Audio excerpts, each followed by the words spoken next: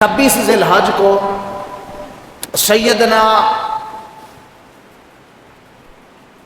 فاروق اعظم رضی اللہ تعالی عنہ زخمی ہوئے۔ یکم محرم کو آپ نے جام شہادت نوش فرمایا۔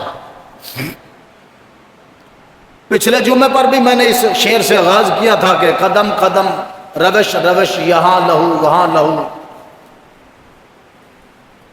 بتاؤں کیا یہ حادثہ کہاں کہاں گزر گیا۔ اسلام قربانیوں والا مذہب ہے۔ اگر ذی الحج میں آپ نے قربانی کی ہے تو اس کے محرم میں بھی قربانیاں موجود ہیں۔ ذی الحج میں جانوروں کی قربانیاں اور محرم میں انسانوں کی قربانیاں۔ اسلام صحابہ کرام رضوان اللہ تعالی علیہ اجمعین کی قربانیوں کا نتیجہ ہے۔ رسول اللہ صلی اللہ علیہ وآلہ وسلم نے ایک دن دعا کے لیے ہاتھ اٹھائے، اللہم عید الاسلام بعمر بن خطاب یا عمر بن حشام۔ قال نبی صلی اللہ علیہ وسلم، حضور فرما رہے ہیں، اے اللہ اسلام کو طاقت عطا فرما، مضبوطی عطا فرما۔ اسلام کو عمر دے دے یا عمر دے دے؟ کیا کہا میں نے؟ اسلام کو عمر دے دے یا پھر؟ پہلے الفاظ حضور کے ہیں اللہم اعز الاسلام بعمر ابن خطاب۔ پہلے الفاظ عمر کے نکلے حضور کی زبان ترجمان سے، اللہ نے عمر کو پھر قبول نہیں کیا، عمر کو قبول فرما لیا۔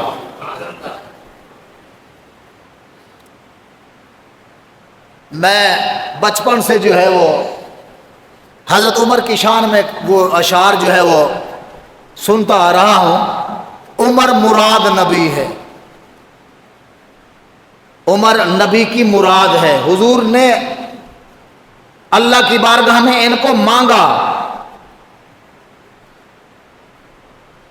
پھر اسلام پر تشریف لائے۔ یہ بھی انشاءاللہ واقعہ سناتا ہوں میں آپ کو۔ اسلام لانے کے بعد پھر جتنا اسلام کی خدمت عمر بن خطاب نے کی ہے، اتنی طاقت کے ساتھ، ہمت اور جرأت کے ساتھ دنیا کی تاریخ میں کسی نے ایسی خدمت نہیں کی۔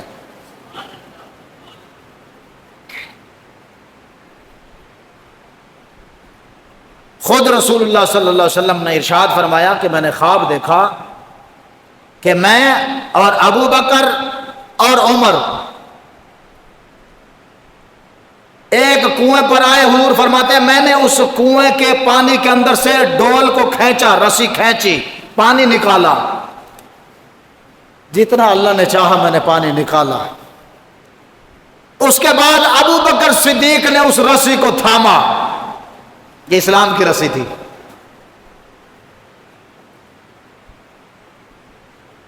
جتنا اللہ نے چاہا پھر ابو بکر نے پانی نکالا، پھر وہ رسی مضبوط ہاتھوں نے تھام لی۔ حضور فرماتے ہیں وہ مضبوط ہاتھ میرے عمر کے تھے۔ پھر عمر نے اتنی طاقت کے ساتھ اس رسی کو کھینچا، آپ نے فرمایا کہ انہوں نے سیراب کر دیا، بہت زیادہ زمین کو سیراب کر دیا۔ مقصد کیا تھا؟ تعبیر کیا تھی؟ خود پھر حضور نے ارشاد فرمائی، حضور نے فرمایا میں نے اسلام بتایا، سمجھایا، پڑھایا، پھر اس کے بعد میرے بعد یعنی ابو بکر صدیق نے اس پر عمل کر کے دکھایا۔ یعنی یہ جو علم، یہ جو احکام، یہ جو شریعت میں نے دی، بتائی، اس پر ابو بکر صدیق نے لوگوں کو چلایا جتنا اللہ نے چاہا، اس نے اس کو سراب کیا۔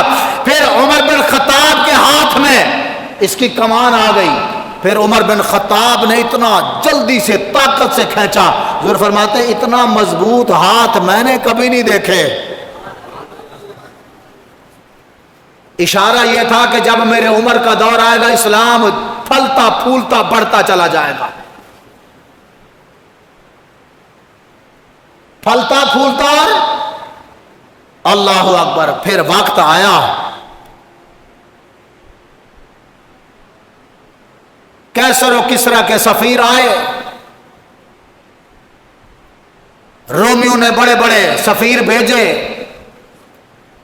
پوچھتے پھر رہے تھے عمر بن خطاب کا دولت خانہ کون سا ہے، ان کا کون سا بنگلہ ہے، کون سا محل ہے۔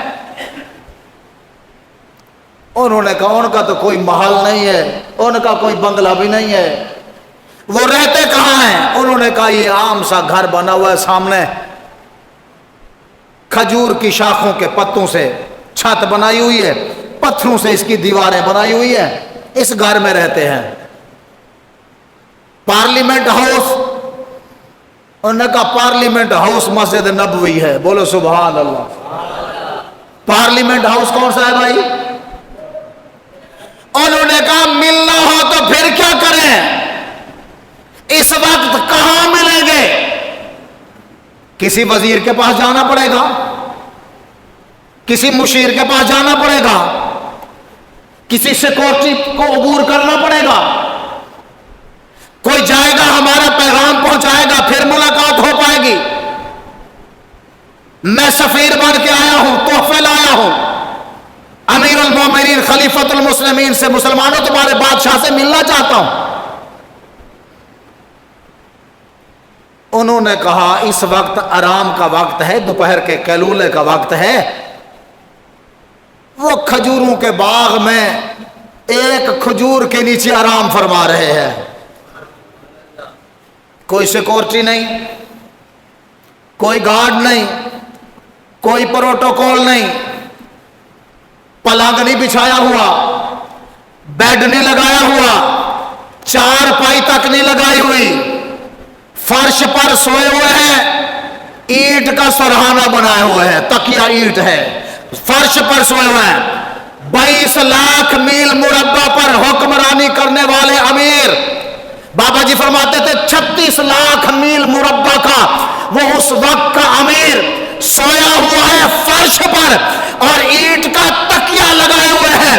جب وہ آیا اس نے دیکھا امیر المومنین تو ایک کھجور کے درخت کے نیچے آرام کر رہے ہیں، دل میں خیال آیا تلوار نکالتا ہوں، کام تمام کر دیتا ہوں۔ سوئے ہوئے امیر پر بھی اس کی ہمت نہیں ہوئی کہ حملہ کر سکے، پروٹوکول کوئی نہیں، اسلحہ بھی اس کے پاس ہے، سوئے ہوئے شخص پر حملہ کرنا تو بڑا آسان ہے۔ فاروق اعظم رضی اللہ تعالی عنہ نے آنکھ کھولی اور جیسے اس کی طرف نظر اٹھائی نا، ہیبت اور جلال یہ تھا کہ اس شخص کے ہاتھ سے تلوار گر گئی۔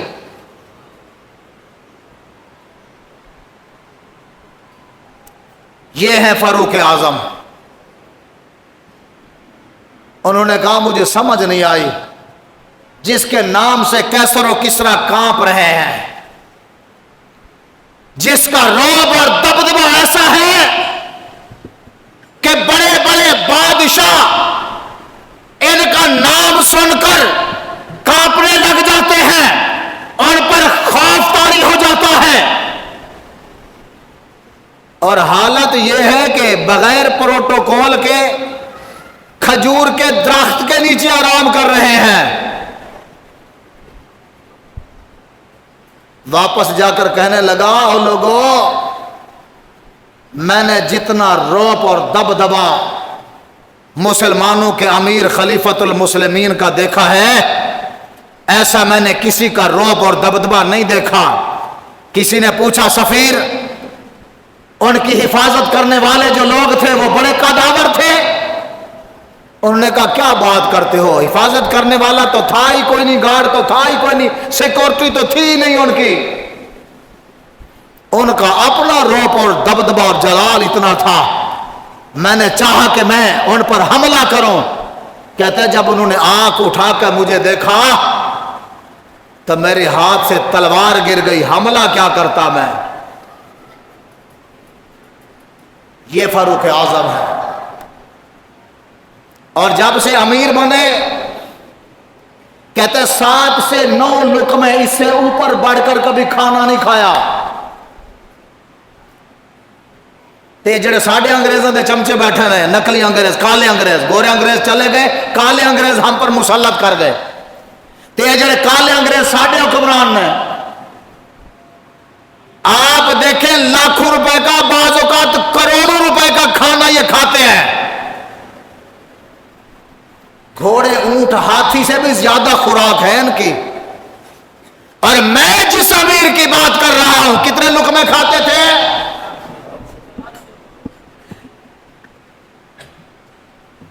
5 سے 7 لقمے بس، یا 7 سے 9 لقمے. ایک دن کہنے لگے لوگوں، اپنے گورنر کی تربیت کر رہے تھے، اس کے بعد کہنے لگے میں چاہوں تو اچھا کھا سکتا ہوں، میں چاہوں تو اچھا پہن سکتا ہوں، میں نے یہ سب کچھ اللہ کے لیے ترک کیا ہوا ہے، اللہ کی رضا کے لیے چھوڑا ہوا ہے. بیمار ہو جائے تو طبیب کہے کہ شہد چاہیے، شہد سے آپ کی دوائی تیار کی جائے گی. آپ نے فرمایا کہاں سے شہد لے آؤ؟ ایک شخص نے عرض کی امیر المومنین بیت المال کے اندر بہت سارا شہد رکھا ہوا ہے، تھوڑا سا شہد وہاں سے لے لیتے ہیں. آپ نے فرمایا بیت المال سے میں کیسے شہد لے سکتا ہوں؟ میں وزیر خزانہ کو میں یہ کیسے کہہ سکتا ہوں کہ مجھے بیت المال میں سے کچھ شہد اٹھا کے دے؟ اس شہد پر صرف میرے اکیلے کا تو حق نہیں ہے نا، اس پر تو پوری رعایا کا حق ہے. میں رعایا کا حق کھا کر، میں رعایا کا حق غصب کر کے اپنا علاج نہیں کروا سکتا. تے کالے انگریزوں تو ذرا محاسبہ کرو، نہیں سمجھ آئی؟ سوچو اے حکمرانو، اے وزراء سنو، شاہی سے کفن بھی نہ بنایا صدیق نے. خلفائے راشدین تو یہ ہے. میں عرض کر رہا تھا رسول اللہ صلی اللہ علیہ وسلم نے دعا مانگی، اللہم اعز الاسلام بعمر ابن خطاب یا عمر ابن ہشام، یا اللہ اسلام کو طاقتور کر، یا اسلام کو عمر دے دے یا عمر دے دے. ادھر دعا مانگی، ادھر دارالندوہ کے اندر اجلاس ہوا. اس وقت کافروں کا پارلیمنٹ ہاؤس تھا دارالندوہ، انہوں نے اجلاس منعقد کیا ہوا تھا. اسلام بڑھ رہا ہے، مسلمانوں کی تعداد بڑھتی چلی جا رہی ہے. پتہ چلا ہے کہ 39 مسلمان ہو گئے ہیں. ابو جہل پارلیمنٹ ہاؤس کی صدارت کر رہا تھا، عتبہ، شیبہ، ربیہ، بڑے بڑے مکار بدماش بیٹھے ہوئے تھے. کہنے لگے پریشان نہ ہو آپ لوگ، آج حتمی نتیجہ نکالیں گے. آج کا پارلیمنٹ ہاؤس جو فیصلہ کرے گا وہ حتمی فیصلہ ہوگا. آج ہم نے ایک ایسی شخصیت کا انتخاب کرنا ہے جو جا کر محمد رسول اللہ کا کام تمام کر دے. معاذ اللہ، ہم اس کو سونا دیں گے، ہیرے جواہرات دیں گے، ہم اس کو سرداری دیں گے. وہ جس سردار کی لڑکی سے شادی کرنا چاہے گا یا ان کی لڑکیوں کو اپنی نکرانیاں اور باندیاں رکھنا چاہے گا، ہم ہر اس کا مطالبہ پورا کریں گے. شرط یہ ہے کہ وہ جا کے محمد رسول اللہ صلی اللہ علیہ وسلم کو ثم معاذ اللہ قتل کر دے. سارے بیٹھے مشورہ کر رہے تھے یہ کام تو کریں، پر کرے کون؟ خاندان بنو ہاشم کے قریشی اکثر رسول اللہ کے ساتھ ہیں. پھر سب سے بڑی بات یہ ہے کہ امیر حمزہ بھی مان لیا ہے. پھر اس وقت جو ہے ابو طالب مکمل دفاع کے ساتھ کھڑے ہوئے ہیں. اور پتہ چلا سرداران قریش میں سے، خاندان بنو امیہ میں سے عثمان ابن عفان بھی اسلام قبول کر چکے ہیں، ابو بکر صدیق بھی اسلام قبول کر چکے ہیں. اب جب یہ معاملات ان کے سامنے تھے نے کہا کس کی ذمہ داری لگائی جائے, کس کی ڈیوٹی لگائی جائے, کس کو مقرر کیا جائے, یہ کس کی ذمہ داری لگائی جائے, کون کرے گا؟ ایک بندہ بیٹھا تھا, اس نے کہا میرے ذہن میں ایک آدمی ہے اور آپ سب متفق ہو جائیں گے. کہا کون ہے؟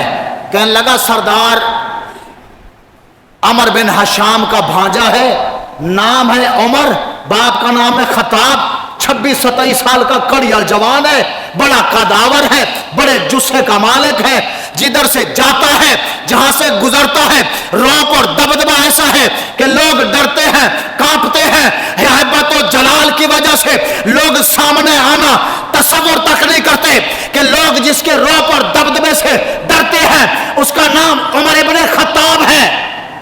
پورا پارلیمنٹ ہاؤس کہنے لگا ہاں ہاں یہ بات ٹھیک ہے, یہ کام عمر بن خطاب ہی کر سکتا ہے.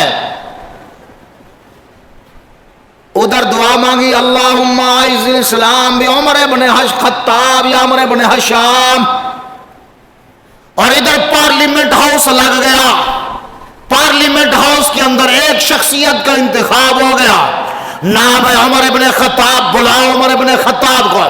عمر ابن خطاب کو پارلیمنٹ ہاؤس میں بلایا گیا, لایا گیا, کہا ہے عمر ابن خطاب ایک کام کرنا ہے, آپ کے ہمارے آبا و اجداد کے دین کا بائیکاٹ ہو رہا ہے, ہماری پارٹی کمزور ہوتی جا رہی ہے, ہمارے خاندانوں کے دین کو روندا جا رہا ہے. پتہ تو ہے آپ کو محمد آیا ہے, محمد ابن عبداللہ اعلان کر کے کہتا ہے کہ میں ہوں محمد الرسول اللہ, لا الہ الا اللہ محمد الرسول اللہ کا نعرہ بلند کرتا ہے. ہم تنگ آ گئے ہیں, روز کوئی نہ کوئی شخص ہمارا دین چھوڑ کر اور کی طرف جا رہا ہے.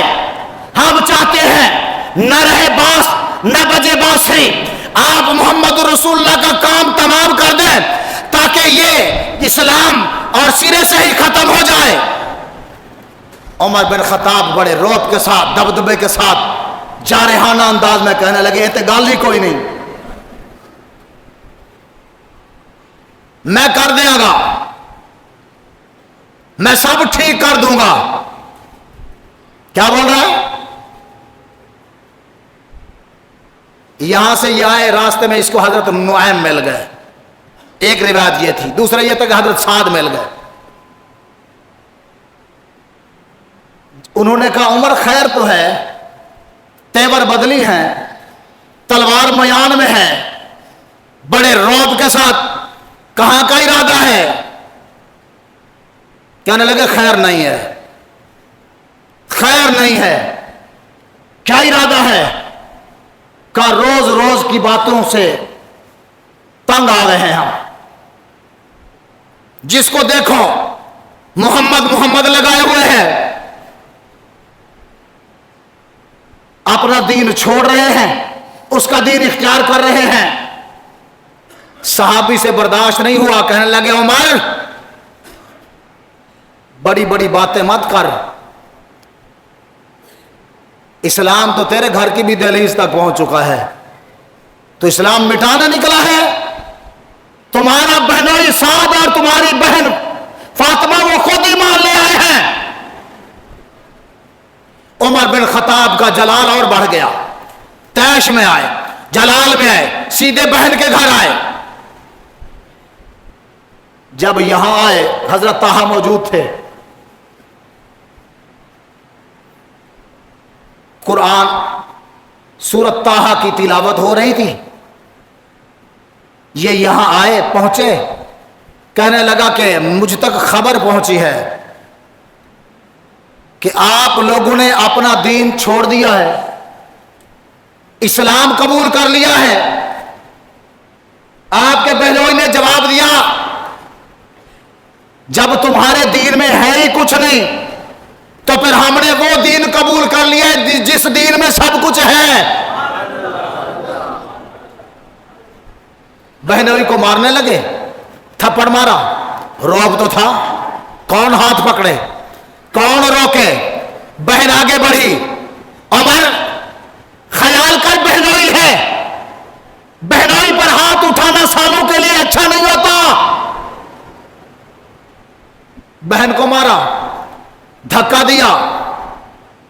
اس کا سر ٹکرایا, سر پھٹ گیا, تھپڑ مارا, رخسار لال کر دیے. جب وہ تھپڑ کھا رہی تھی نا, کہنے لگی عمر اور مار مجھے, پر میں تجھے ایک بات بتا دوں, میں اسلام چھوڑنے والی نہیں ہوں. اگر تیرے اندر خطاب کا خون دوڑ رہا ہے نا, جس خطاب کا تو بیٹا ہے, میں بھی اسی خطاب کی بیٹی ہوں. نہ تو ہم سے اسلام نہیں چھڑا سکتا, مار ہمیں اور مار. کہنے لگے مجھے دکھاؤ, پڑھ کیا رہے تھے؟ سورۃ طٰہٰ کا اننی انا اللہ لا الہ الا هو انا فاعبدون. آیت جب پڑھی نا آنکھوں سے آنسو نکلنے لگے. یہ قرآن ہے. صحابی بیٹھے تو نے کہا یہی قرآن ہے. کہنے لگے پھر مجھے محمد رسول اللہ کے پاس لے چلو, میں براہ راست بات کرنا چاہتا ہوں. بہن کہنے لگی عمر ایسے نہیں, تجھے قرآن دکھاتے ہیں سناتے ہیں, پر پہلے غسل کرو, کلمہ پڑھو, وضو کرو. حضرت عمر رضی اللہ تعالی عنہ جب یہاں سے آئے نا, تو کسی پنجابی نے بڑے کمال کے اشعار لکھے تھے, میں نے ان پر نشانی لگائی تھی. کہنے آیا مارن دی خاطر سا میں پاپی گنہگار, تے مینو مار دے لے چلو. میں مارنے کے لیے آیا تھا, مجھے مارتے ہوئے لے چلو. انداز کہہ لے جانے کا پورا نقشہ شاعر نے کھینچا ہے. آیا مارن دی خاطر سا میں پاپی, مینو مار دے لے چلو. جتھو چنے نے تسا نے پھول نوری, مینو اس گلزار چ لے چلو. اسلام دے پھول جتھو تسی لینا ہے, مینو اس گلزار چ لے چلو. گل پا پلو واگ مجرمہ دے, اج پا میرے گل چ کپڑا, اج تے ایتھوں مینو پکڑ کے گل پا پلو واگ مجرمہ دے, مینو مار دے مینو اس دربار چ لے چلو. اور ایویں عمر دی عمر برباد نہ ہوئے جتھے عمر سور دی لے چلو. ایویں عمر دی عمر نہ برباد ہو جاوے جتھے عمر سوار دے, مینو اتھے لے چلو. حضرت عمر ابن خطاب رضی اللہ تعالی عنہ جب اس دربار میں پہنچے تو پتہ چلا دار ارقم کے اندر رسول اللہ موجود ہیں, صحابہ موجود ہیں. کسی نے کہا عمر آ رہا ہے, عمر آ رہا ہے. صحابہ خوف کے عالم میں ہیں, صحابہ پریشان ہو رہے ہیں کہ عمر آ رہا ہے, لڑنے جھگڑنے والا آدمی ہے, آئے گا لڑائی کرے گا. حضرت امیر حمزہ رضی اللہ تعالیٰ عنہ نے کمال کے جملے ارشاد فرمائے. آپ نے فرمایا آنے دو, ارادے اچھے ہیں تو اہلا و سہلا مرحبا, ارادے اچھے نہیں ہیں تو پھر دیکھنا ہم کرتے کیا ہے اس کے ساتھ. رسول اللہ مسکرا رہے ہیں, چہرے پر اطمینان ہے. میرے آقا نے فرمایا چچا پریشان ہونے کی بات کوئی نہیں ہے, عمر آپ نہیں آیا, میں نے مانگا ہے آیا ہے.